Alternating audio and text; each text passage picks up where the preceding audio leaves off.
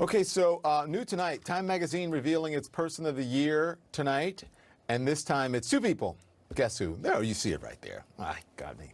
President-elect Joe Biden and Vice President-elect Kamala Harris. That as leaked audio is out of a private virtual meeting between Biden and civil rights leaders earlier this week. In that meeting, Biden throwing cold water on progressive hopes for broad executive actions and making clear why he thinks Democrats lost seats in the House and failed to take the Senate in November. I also don't think we should get too far ahead of ourselves on dealing with police reform in that, because they've already labeled us as being defund the police, because that's how they beat the living hell out of us across the country, saying that we're talking about defunding the police. We're not. We're talking about holding them accountable. Well, the transition responding to the leaked audio saying, in part, President-elect Biden is the same person behind closed doors that he is in public, honest, direct, and realistic about the challenges facing our nation the day he was sworn in. So joining me now to discuss CNN political commentators Angela Rye and former New Orleans Mayor Mitch Landrieu. Good evening. Hello. Here we are. Angela, I told you we'd be back at this. Hey, Mitch Landrieu, good to see you. Hi, Angela. Hey, I'm going to start with you, Mitch. Is Biden right about Sure. the defund the police message or messaging? Well, messaging and then policy changes are two different things. I think the most important thing that I heard in that particular clip was that he wants to hold the police accountable, reimagine police departments, reform police departments, make sure that they're there to protect and serve. The term has gotten explosive. It can be misused. But I've talked to a number of people who were actually in that meeting, and they were very pleased overall with the meeting. They thought the president-elect and the vice president were present. They were excited about their authenticity and their willingness to make sure that diversity, equity, and inclusion are a part of everything that they do. And of course, reforming police departments is going to be part and parcel, it has to be, of what we do in terms of reforming the criminal justice system going forward. Yeah. So, Angela, you and I have talked before about whether or not calls to defund the police hurt Democrats in elections. And again, I think this is an important conversation to have, as I've said all along here. But what's your reaction to hearing this audio? Well, the first thing I would say in response to Mayor Landrieu is that the one thing he did not say in that leaked audio was reimagine policing. And I think that's unfortunate. We do need to talk about reimagining a system that from its outset was set up to return fugitive enslaved people back to their masters. And so what that means is that it was never designed to serve a whole segment of society. And so if we're going to talk about reimagining policing, Mitch, just like you've done all over the country, right? You have to get to the history of the thing. You can't reform a department that was designed to protect and serve some and shoot to kill others. And so what we really have to do is talk about whether it's defund or some other message, divest to reinvest, any of that. We need to really have those frank conversations. If we're very honest and clear, what we know is that Joe Biden, even during the campaign, was not a fan of defund, was not a fan of as we talked about before, Don, the Justice in Policing Act. He didn't even support all of that. And so it's fine that he has his position and he's clear about it.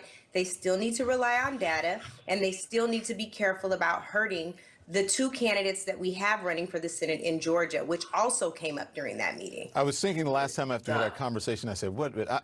Maybe it's refund the police. I don't know, like because No, you're I think reallocating, but you're Don, I think Angela's right about this. The word reimagine is a better word. Yeah. When I was mayor of the city of New Orleans, we had to completely reimagine our police department, and if the idea is to actually put money on the front end of investing in mental health, investing in substance abuse, investing in peer counseling, investing in violence intervention, in trauma-informed care, and not necessarily on police and prisons, everybody knows that makes a lot of sense. The word defund can be taken out of context, it can be used against you, it can be manipulated. And so if we're just talking about words as opposed to completely reimagining how to make communities safe and understanding that safety and security means different things to different people, then I think that we have a lot to do together. And I think we ought to lean very heavily into making sure that the criminal justice system is changed institutionally from what it is today. More on this and You know how. what is a poor- Hey, Angela, can you hold that too? I got to get to a break, and I'm going to have you come back on the other side. But I want to talk about this and also how Joe Biden is going to get his legislation across, his agenda across, because he's going to need the help of progressives and a whole lot of people. We'll continue with Ms. Landrieu and Angela Rye right after this break. We'll be right back.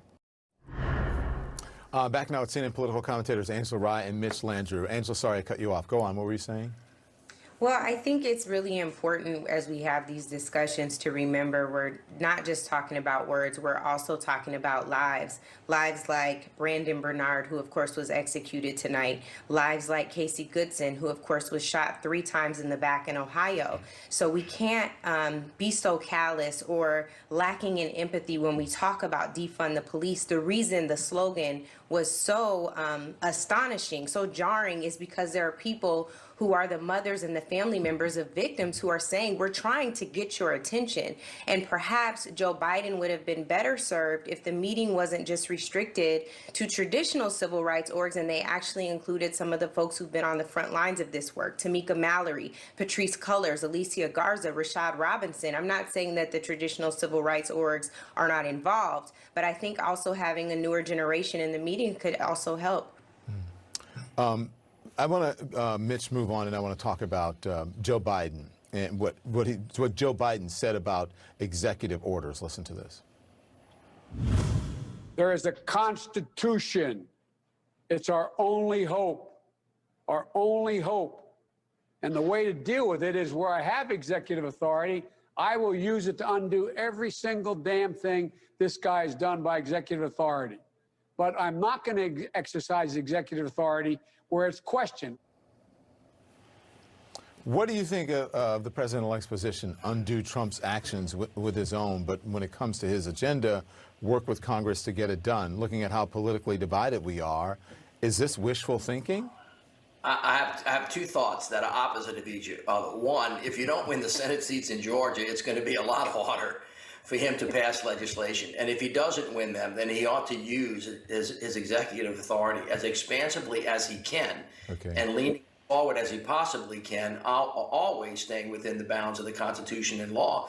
But one of the things President Trump did demonstrate, although he abused it and went way too far, was that the executive authority of the president is broader and deeper than previously other presidents thought. And it may be the only way that he will get anything meaningfully done. I'll give you a quick last word, Angela. I agree with Mitch. Thank you. Wow, Angela. Thank you, Angela. That's the shortest. Usually Angela has all the words. Thank you both. It's good to see both of you. Thank you so much. I'll see you guys soon. Thank you. Thanks for watching, everyone. Our coverage continues.